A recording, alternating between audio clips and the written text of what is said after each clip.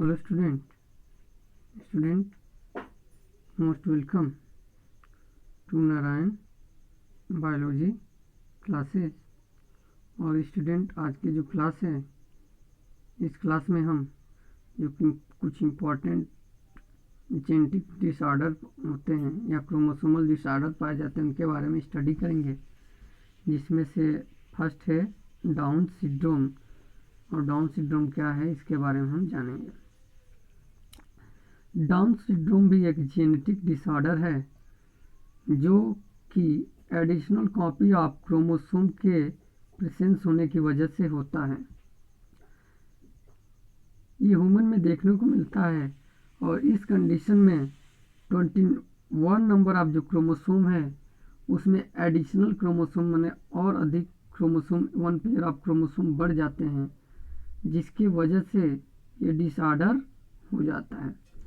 इस डिसऑर्डर को सर्वप्रथम लैंगडॉन डाउन ने 1886 में इसको एक्सप्लेन किया था, डिस्क्राइब किया था। और इस डिसऑर्डर से अगर किसी पर्सन को ये डिसऑर्डर हो गया तो उसके जो होगी 60 से चूर होगी, मतलब उसकी साइज 60 हो जाएगी। स्मॉल राउंड हेड होंगे उसके पास, टंग में फरो होगा, मतलब उसमें धंसा हुआ कुछ टंग इस तरफ से होगा।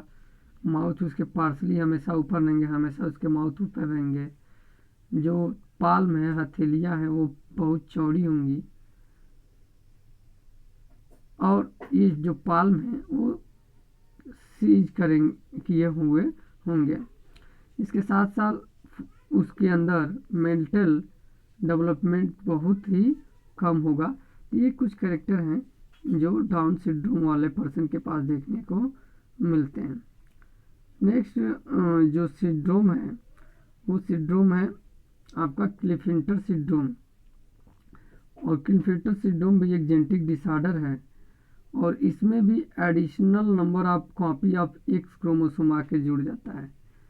जैसे फीमेल है उसमें एक्स वाई होना चाहिए, लेकिन एक एक्स और आकर जुड़ जाता है, जिसकी वजह से उस इंडिविजुअल का फिनोटाइप अब क्रोमोसोम नंबर 47 हो जाता है। जैसे 44 प्लस एक्स वाई होना चाहिए, लेकिन एक्स एक और एक्स आके यहाँ जुड़ जाता है, तो क्रोमोसोम नंबर उसका कितना हो गया, 47 हो जाते हैं। ऐसे इंडिविजुअल में अब मस्कुलिन डेवलपमेंट होने लगता है। उसके अंदर ऐसा नहीं है, मसल तो बनते हैं मेल की तरह, साथ ही साथ उसके अंदर फीमेल डेवलपमेंट भी होता है, फीमेल करेक्टर भी डेवलप होता है। जैसे ब्रेस्ट का फॉर्मेशन हो जाता है उसके अंदर।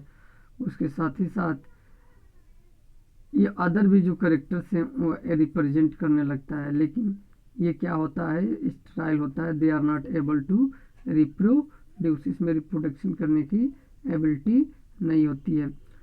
अनदर जो जेनेटिक डिसऑर्डर है उसका नाम है टर्नर सिंड्रोम। और इस सिंड्रोम में एक जो एक्स कॉपी है क्रोमोसोम की वो कम हो जाती है। जैसे कि 46 होना चाहिए प्लस एक्स होना चाहिए, तो ये 46 प्लस एक्स 0 हो जाता है, क्योंकि ये कॉपी कम हो जाती है। तो अब ये सीधी सी बात है, किसमें देखने को मिलेगी, फीमेल्स में देखने को मिलेगी।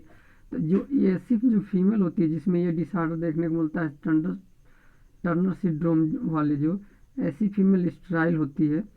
लेकिन ऐसा नहीं है, एक क्रोमोसोम है तो वो कुछ अपने करेक्टर शो करते हैं। इसमें रूडिमेंट्री ओवरी डेवलप होती है, ठीक है, लेकिन ओवरी का तो डेवलपमेंट होता है, लेकिन सेकेंडरी सेक्सुअल करेक्टर जो होते हैं इनमें डेवलप नहीं होते हैं।